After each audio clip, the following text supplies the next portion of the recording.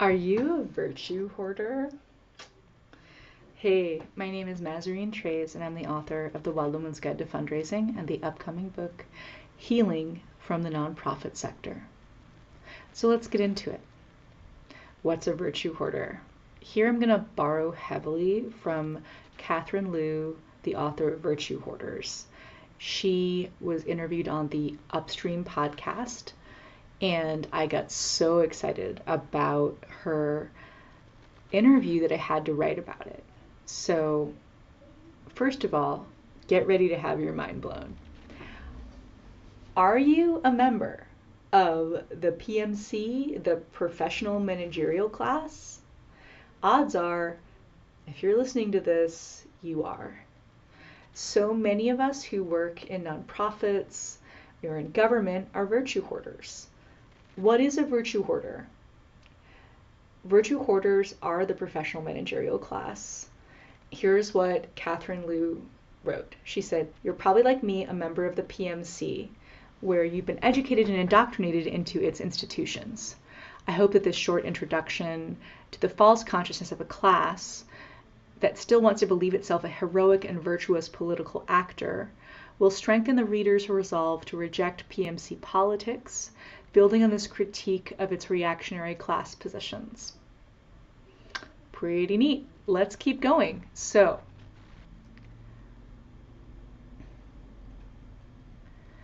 having been imbued with liberalism and its ideologies, we all have work to do to undo the effects of PMC propaganda to join the class war from below. So I have a terrible confession. I have absolutely been a virtue hoarder. It's time to snatch your own wig, virtue hoarder. As a Virgo, I'm all about being self-critical as well as critical of everyone else. What? I just want you to be better. Are you not grateful? So Catherine Liu writes, if you're reading this, you're probably like me, an ambivalent member of the PMC. I do not like what I see of my class, and I'm determined to fight to socialize the things the PMC wants to hoard: virtue, grit, persistence, specialized knowledge, prestige, and pleasure, along with cultural and actual capital.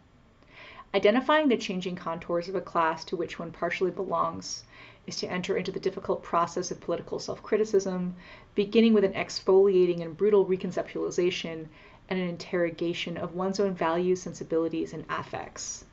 Catherine Liu continues, because of the ideological distortions of leftist politics by PMC values, self-criticism must be at the beginning of all political engagement. So let's talk about self-criticism for a second.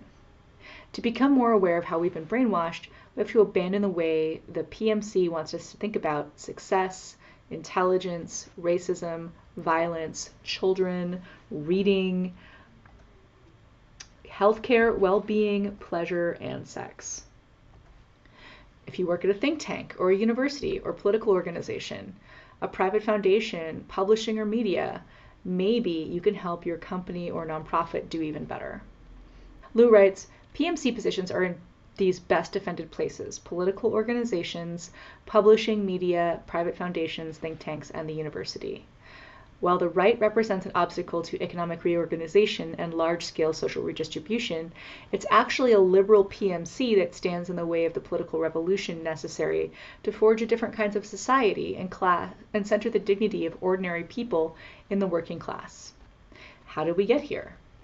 In the 80s, stockbrokers and upper management were well rewarded for their work in downsizing workforces. Oh, they still are. They made a new world for capitalism, a world of public austerity and private luxury, which has only gotten worse during the pandemic, which is still happening. They executed neoliberalism's orders and they snorted coke while they were at it, only limited by their credit card limits.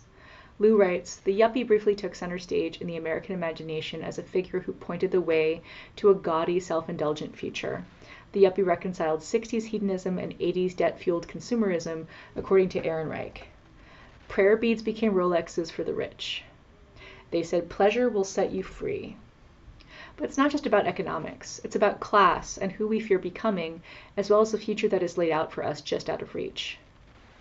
So why might you feel afraid of poor people? Trust me, this is related. Catherine Liu brilliantly writes, the more Reagan tore away the social safety net, the more the poor appear to be to the fragile middle class as nightmarish doubles of who they would be if they were to lose their toeholds on bourgeois respectability. We conflate homelessness with poverty, with criminality. I do this too. The PMC saw the classes below them through the eyes of the ruling class, and they could not distance themselves fast enough from the immiserated poor. Basically, poor people are your mirror. You desperately don't want to become them, so you look away. Liu writes, as downward social mobility became a terrifying reality, poor people were increasingly seen as the monstrous other. Poverty was radicalized, and the poor were demonized by right-wing talking points. Do you want proof of this demonization? In Portland, where I live, since the pandemic started, there have been so many articles demonizing people who are in the streets, asking for change. Articles saying things like, Portland is overrun by homeless people and it's hurting business. Portland's protests are destroying property, aka Portland is unlivable. And then, of course, the hysterical, Portland is over. Give me a break. Think about it. Becoming tied to manual labor that breaks your body down is something you might be afraid of. As you are trying not to become a poor person, because you know we try to pretend poor people don't exist, you try to tell yourself a comforting story, which is, well, I'm never going to make the bad choices they made. The thing is, when you see a poor person struggling, that's the system failing them, not their bad choices. Maybe it's time for universal basic services, not just income. So, Cheeto dust and donuts. Virtue hoarders would never. Have you ever thought to yourself, I'm better than them because I do insert healthy thing here?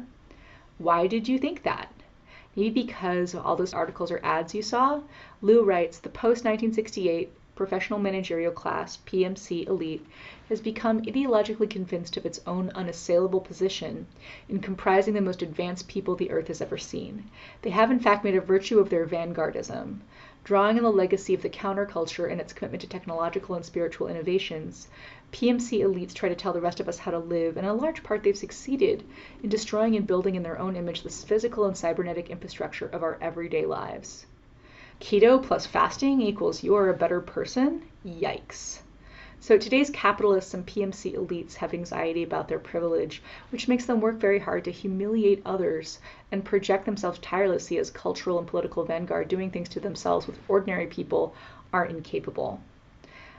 PMC elites are always experimenting with themselves and returning to the land or the ideas of new communalism, the keto diet to only drinking sewage-laden raw water, and intermittent fasting. Their self-indulgence is always a kind of sanctimonious austerity.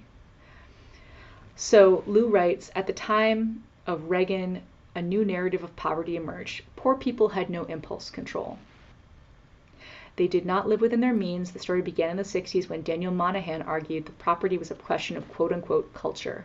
This is a dog whistle for racism, and it's also a dog whistle for Puritanism and the concept of the elect. And if you are poor, that means that you must be stupid, and if you're rich, you must be smart and chosen, right?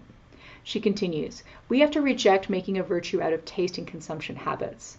We have to understand ourselves as a universal subject to history dominated by capitalism's exploitative and punishing powers. It will not be easy because PMC elites control so much of our lives and quietly threaten us with exclusion when we do not follow their sanction lines of milquetoast politics. So many of us believe that our habits are what make us virtuous.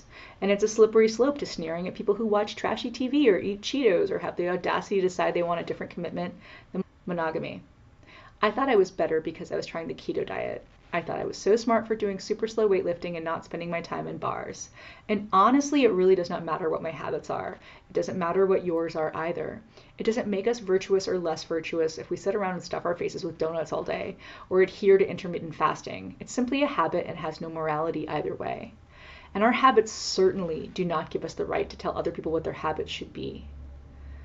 And here's where I say that we created Trump. We did, right? Catherine Liu wrote the book Virtue Hoarders Against the Rise of the Professional Managerial Class. She also has a few key things to say about why we have a rise of fascism in the US, and also why people have lost faith in the Democratic Party. To build a socialist future, we have to engage in a constant struggle to overcome this political paralysis to which both centrism and pseudo-liberalism lead to. Across the world, ordinary people without college degrees have rejected PMC technocracy in favor of populist authoritarianism like Trump because they no longer believe in the dominant neoliberal narrative about austerity and competition. To the majority of non-college educated people, the PMC increasingly appear as pedantic, hypocritical, and punishing. In authoritarian conservative leaders, they recognize their own helplessness, rage, and ignorance. Of course, their support for billionaire populists and their minions is entirely reactionary, but the political answer to populism is not liberal reformers' more moderate centrism. It is committed socialism. So there's a lot of performative activism with virtue hoarders. So, does it seem like there's a ton of outrage online lately without a ton of action?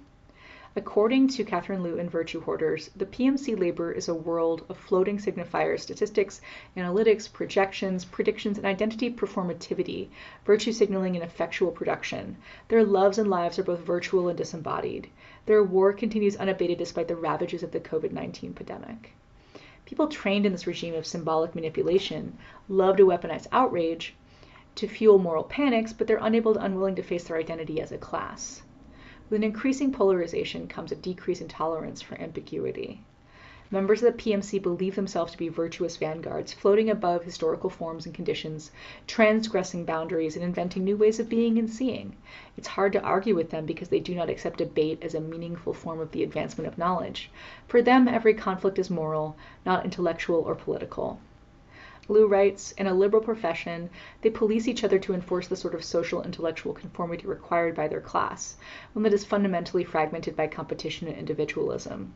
While PMC approve policies about inequality, racism, and bias, these circle back to strengthening their sense of political agency and cultural and moral superiority. In viciously competitive market environment, they have abandoned once cherished professional standards of research while fetishizing transgression, or better yet, the performance of transgression. This makes me think of two examples of the performance of transgression and moralizing based on opinions.